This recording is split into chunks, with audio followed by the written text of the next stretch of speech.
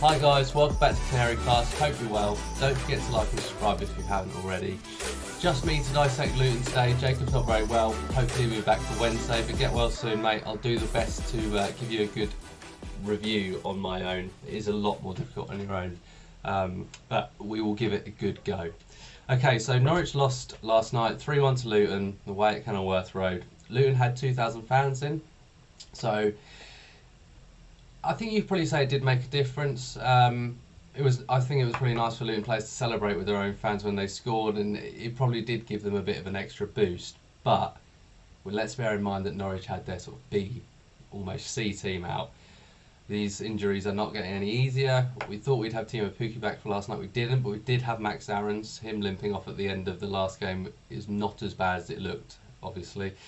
But yeah, without a striker, we lacked a focal point again, and I think the problem at the minute is with this thrown together team, they look disjointed, they haven't played a lot together in fairness, and you just can't really see where the goals are coming from without a recognised striker on the pitch. Steepman was up top again last night, and the only change, by the way, was Buendia in for Vrancic, as we all expected. But yeah, without a striker, just lacked that focal point. There was times last night where Steepman came short to receive the ball, and I mean short, like he was level with Skip and Tete, and I think probably Quaheta and Martin had been told to interchange for Steepman and try and utilise their pace around the back of their defence, but it never really came to fruition. We did with the penalty, which we'll go over, but that was the only real chance we created in the game, real clear-cut chance. But let's get on to the game itself. I'll stop waffling. We've done this lineup already, just Buendia in for Vrancic. Luton started on the front foot. They were closing Norwich down, closing the space down, making the pitch feel really small, forcing Norwich backwards. There was a lot of Hadley and Gibson passing it from side to side, that sort of thing. Luton were fairly aggressive in the press. They won the ball for half the pitch a fair few times, and actually they were quite dangerous, Luton. They played well last night without being spectacular. Monco scored their first goal, which was, we'll go over it in a minute, it was a lovely finish. He looked like their most technically adept player. He was perhaps man of the match, actually. He was decent. Let's go over that first goal. So Luton get a bit of a soft free kick. Hanley goes up for a header with their striker. There's a bit of pushing, but it's sort of 6 of one, half a dozen of the other. It's a bit soft. Anyway, Luton crowd the box with bodies. Then they play the free kick wide out onto their left-hand side. Moncur cuts in, opens up his body and just finesses a finish into the far post, comes off the base of the far post and nestles in the net. McGovern nowhere near it really, but I don't think Tim Krul would have got near it either. It was genuinely a really good finish from Moncur, curled it into that far post, and Luton are 1-0 up. Not the ideal start when you've got this team that we've got at the minute and you haven't got a striker on the pitch. You think this is starting to become a mountain to climb in this particular game. However, within a few minutes, Norwich actually got themselves back into it. Aarons puts the ball over the top. Quaheta's pace gets him in. It takes a heavy first touch. I'm not sure whether it was intentional, but either way, it dragged the keeper out. Quaheta beat into the ball, went round him. Keeper comes out, Quaheta goes down. Wasn't an awful lot of contact, but it was a penalty. Buendia, after quite a wait, takes the penalty. Quaheta got some treatment, so Emi stood there waiting, puts the ball down. Keeper dives the wrong way and we just calmly slots it the other side of him. Really calm, collected penalty, lovely. 1-1, back in the game.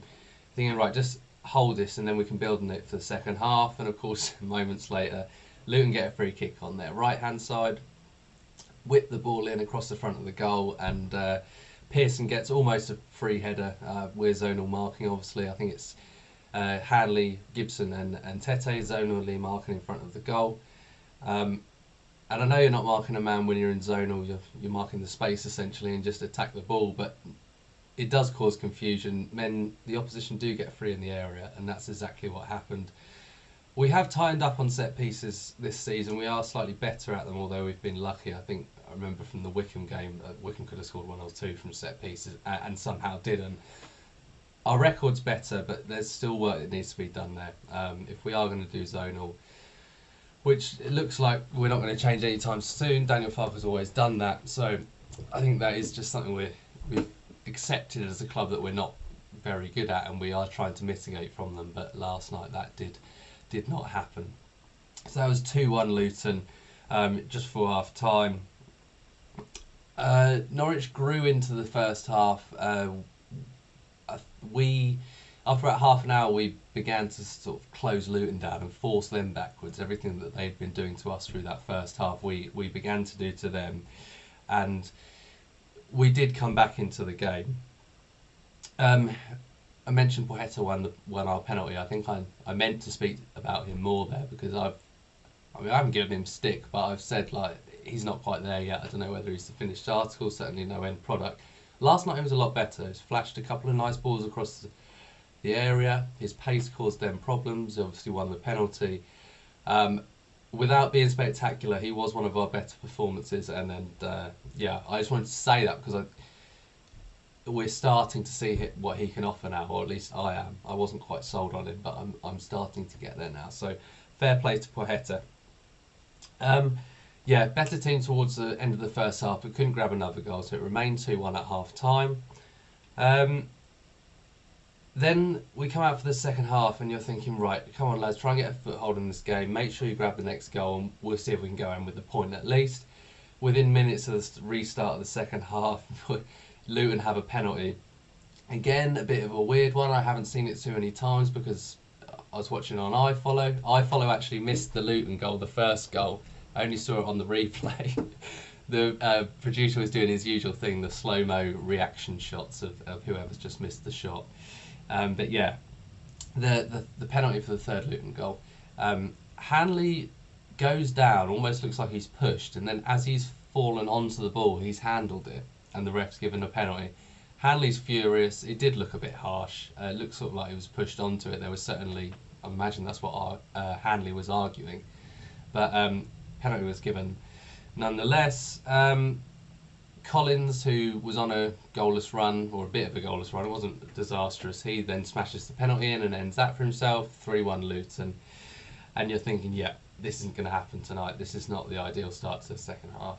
We haven't got a striker. I don't see where the goals are coming from. I think this is probably how it's going to end. And it did. Luton had other chances, could have been 4-1 shortly after that. They looked dangerous from set pieces, as teams tend to do against Norwich. Other things to discuss: subs. Tete went off, Vrancic went on. I think that's, we're trying to create chances. That's fairly straightforward. Sub, 72 minutes, all right. Then Buendia off for Zimmerman. Emi went down with what appeared to just be cramp, but I guess they didn't want to risk it. Game was lost, and there's other games that he needs to be fit for. So fair enough. Zimmerman comes on. And then 85th minute, Josh Martin trudges off, and Omatoye comes on for his debut. Nearly nicked in at the far post and got a second goal for Norwich, but the keeper grabbed the ball. Apart from that, he was really quiet, but he only had 5 minutes, so we didn't really see what he can do fully. But it finished 3-1 Luton. A tough one to take because it's Luton away, and you think, well, in Norwich we should be. That's the sort of game we need to get something out of. But with this current team, it's very, very difficult to see where we stand in games, because although we're top of the league, or at the top of the league, it does feel like we're the underdog every week at the minute because of the injuries. I think the main problem is the striker, because of the lack of focal point. I keep saying it, but it is true. Without Pukki's movement, we just don't really look like getting in and creating too many chances. I think without him, it looks like we can probably muster together and score 1 goal a game, but then with a defensive record, we're not going to take too many points doing that at the minute. Pukki back for Sheffield Wednesday would be huge, but then you could say that of all the players out, and obviously Pukki's only the one that could potentially come back, maybe Lucas Rook, but you think we're missing Tim Krul, Hernandez, Byram, Dowell. We're missing so many players now that you just think if they're in, this team's completely different, and we feel much more confident as fans going into any game. But yeah, Sheffield Wednesday up next, back at home, 2k of our own fans in, which I think will help massively.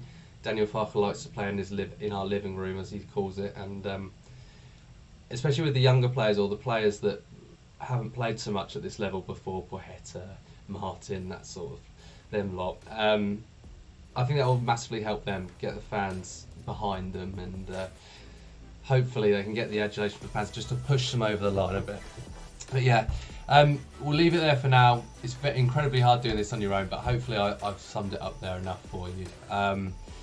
But yeah, we'll be back after the Sheffield Wednesday game, of course. Let's hope we can pick up 3 points there. Let's hope Team Pukki's back. But regardless of whether he's back or not, we shall be back with you. But yeah, until then, like, subscribe, take care of yourselves, and we'll see you soon.